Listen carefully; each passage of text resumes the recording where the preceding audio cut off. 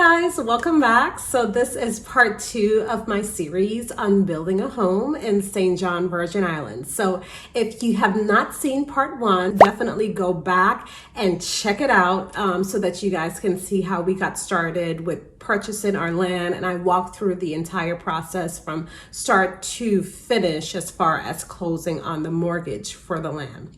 So if you're new here, I am Raquel and I am originally from St. John, Virgin Islands, and I've been living in the States for quite some time, and my husband and I decided that we were going to purchase a property, a piece of land back in the Virgin Islands. So if you want to hear all about it, like I said, definitely check that video out. But just a little bit about St. John, if you're not familiar and you just happen to roll across this video and click on it. St. John is the smallest island in the United States Virgin Islands. And I'm actually going to quote from virginislands.com. St. John is the smallest, but many think it's the prettiest. And just being from back home, and that's my island, it is the prettiest, it's the best, so I'm a little biased. It's mostly covered in pristine nature reserve, and it also boasts a number of lovely beaches, hidden coves, and quiet resorts where you can relax and watch the waves with a fruity cocktail. After the sun sets into the ocean, the island comes to life at the many cozy, romantic, and vibrant bars and restaurants in Cruise Bay. I know home is probably the best place in the world to most everyone. Whether you are from a small town in Alabama or a remote island, home is home. So like I said, we decided to purchase land back home. So really, where have we been in the past few months? So it's really only been about 2 or 3 months since we posted part 1 of our series, and many have been asking for an update on where we are. So we have been working with an architect. So at the end of my last video, I said we had engaged an architect to start to draw plans for us. So really, that's what we've been doing. That's why it's been so quiet, because we've been working back and forth with her via email, text, phone. When we originally put our deposit down, we met her at the property in person and we walked it all together, my husband and I and her, and she looked to see like how steep it is, like how wide, and then there in person we talked about potential plans for it.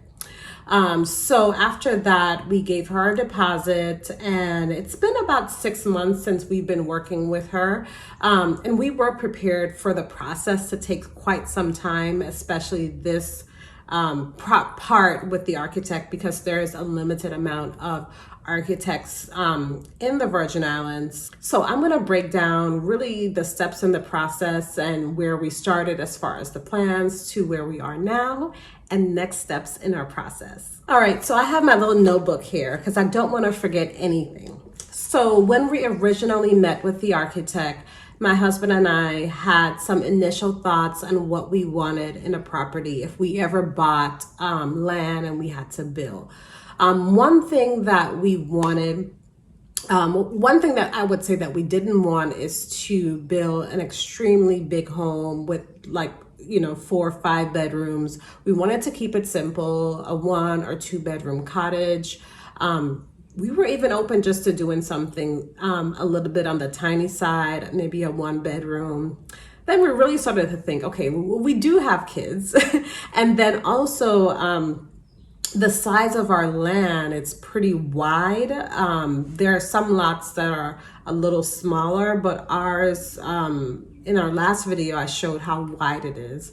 And that wasn't the motivation to build bigger, but it was giving us ideas of how we could potentially spread out the property. Also, something that we had to consider is that our property is within a HOA, a homeowners association, and there are bylaws. HOA, I would say, is not common in the Virgin Islands, but we just happened to get a piece of land with an HOA. And there's one rule that says that you cannot build multiple dwellings on one property, that if you're going to build multiple, they have to be connected somehow. So I don't know why that is. Maybe it, prevents overcrowding on properties and things like that. I'm sure they have their reasons based on experience or whatever. So because of that, at first we were thinking that we would do maybe multiple 1-bedroom cottages, maybe 2 or 3 on the property. But because everything had to be connected, we had to be a little bit creative and also think of personally what we wanted to do, because right now we're still in Georgia. Our kids are still in school for quite some time. So we'll probably be back and forth once this property is built. So we had to think of what made sense for our family and financially as well. So we do plan to rent this property out when we're not there. But when we are there, we needed to have at least some space to be there, maybe while it's still being rented. So what we decided to do is just really one dwelling, and it's a 1-bedroom on one side. In the middle, you have a common area. And then on the right side, there's a 2-bedroom that we could rent out. And then it's all connected by pergolas. Pergolas in the middle. And so the whole property is connected, if that makes sense. But I'll definitely post a picture in just a few of our 3D images that we got from the architect so far. So just a couple must-haves that we had to have, and really what we communicated to the architect that we have to have in the property. We wanted a lot of outdoor space. So just being by like our parents' house and homes that were built, in the 70s and 80s back home, Peter and I noticed that there is a lot of indoor space, and it could be primarily because our parents and grandparents were building for or to accommodate a lot of kids, right? So if, traditionally back then, our parents and grandparents had more kids than we do. So they would build like 4 or 5-bedroom homes, pretty huge homes. And then there may be a wraparound porch on the upstairs, and then the downstairs would be like an apartment that you would rent out so that it could finance the whole property. We wanted to do something a little bit different. We don't have that many kids, so we wanted a lot of outdoor space, definitely. A lot of porch space, so that we can have lounge chairs, and we love to be outdoors. Even here in Georgia, we were always on our back porch. Another must-have was a lot of windows. We're in the islands. We're going to be in the islands. I want outdoor space. I want a lot of windows. I want big windows. I don't want any small windows. I'm talking floor to ceiling windows. I want to see outside. I want to see the view.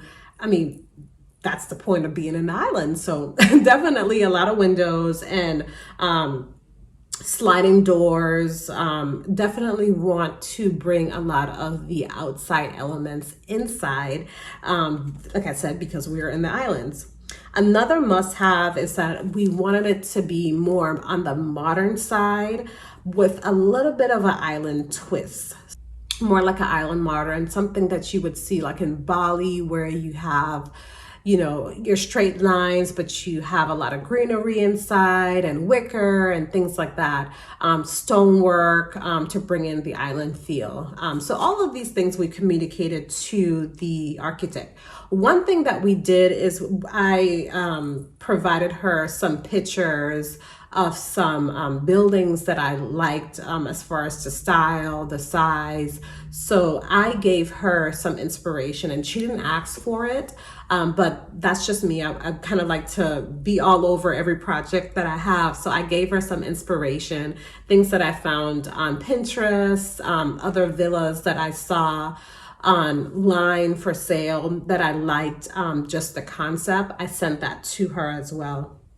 Another must-have is a pool, and we don't want a huge pool, but just something, because if we're going to rent this property out, Having a pool, I believe, is a must-have. If you look at the other villas on island, they all have some type of pool, whether a big pool, a small pool. Even though it's in the Virgin Islands and there's beaches, some guests do prefer to have a pool. So, like I said, we had to keep in mind what we personally wanted.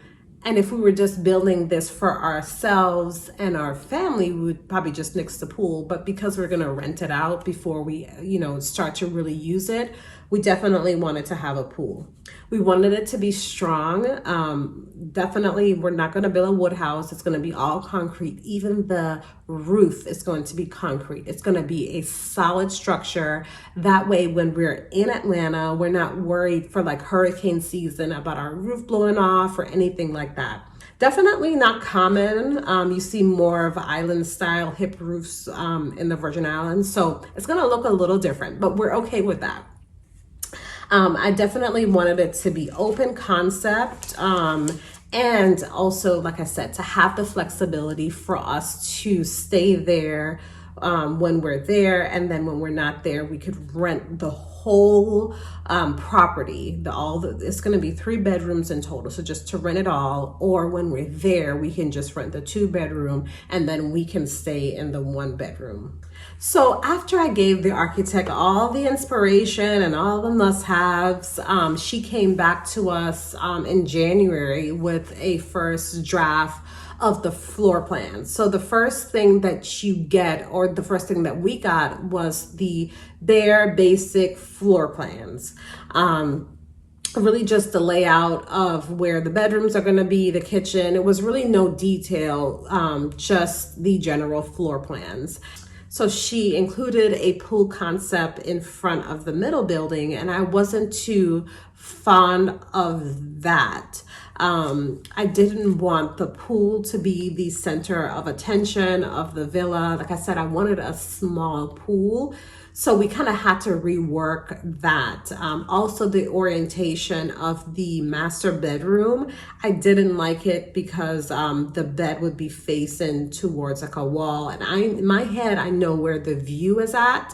And my husband and I wanted the bed, once you get up in the morning, you wake up and you see the view, you see the ocean. So we wanted to change the orientation of our 1-bedroom, master bedroom area on the left side.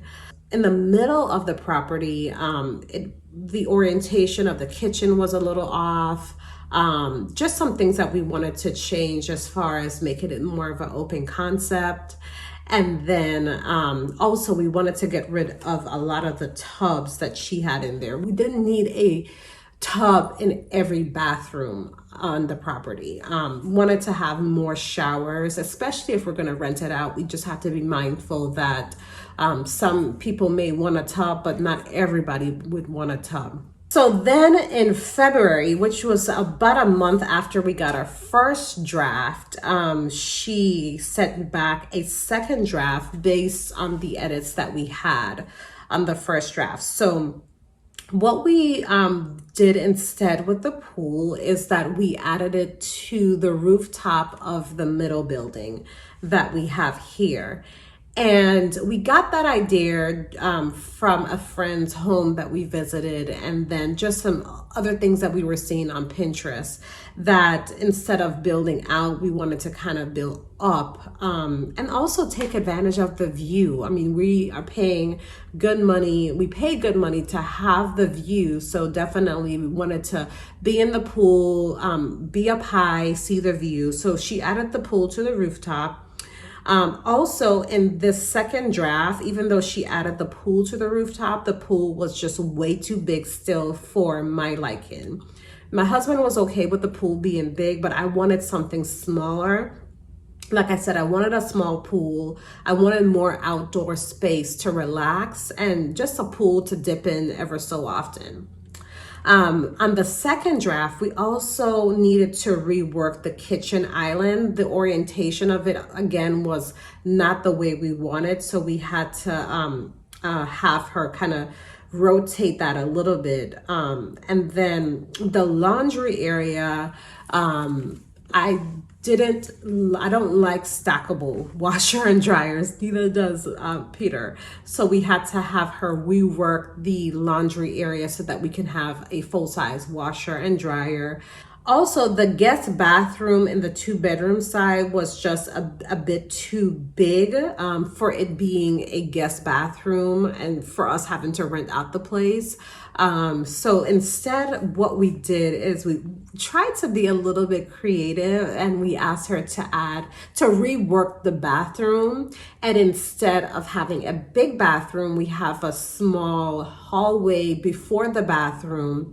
And in that hallway towards the wall, we would have bunk beds so that if we have guests coming to stay and they have multiple kids, they can have bunk beds. So a couple weeks after that, we started to map out the outside of the property and where we wanted the driveway to be. So our property is a bit unique in the sense that it's, slightly on a hill like most properties back in the islands. The great thing is there are 2 roads that you can take to access the property. There's a top road and then there's a bottom road. So the great thing is that we can enter a property from the top and the bottom. So we wanted to take advantage of that. My husband definitely was big on that he wanted to have good parking. We didn't want to have to park on the side of the road. We wanted it to be able to accommodate a number of cars. Like if we are there with our family and we're renting at the same time, that we're not up under each other.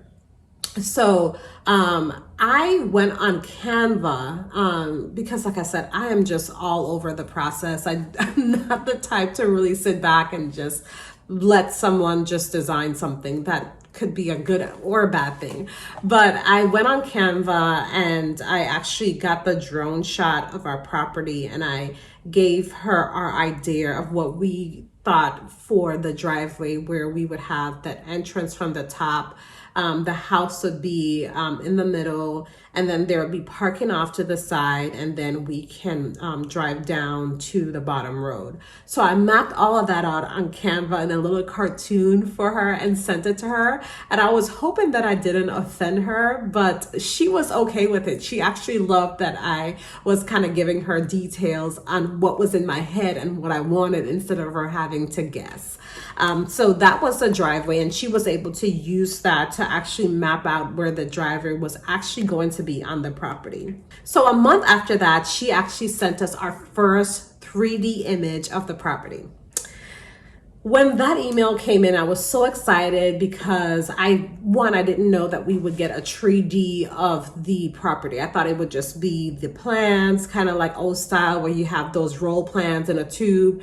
Anywho, she's emailed us a 3D copy image of the property. And so we clicked on the link, opened it, and it wasn't what I wanted at all as far as the style. So there was a miscommunication in the process. So me being all over the process and sending her a whole bunch of pictures of inspiration, I sent her a picture of a Mediterranean, I guess, Spanish style home.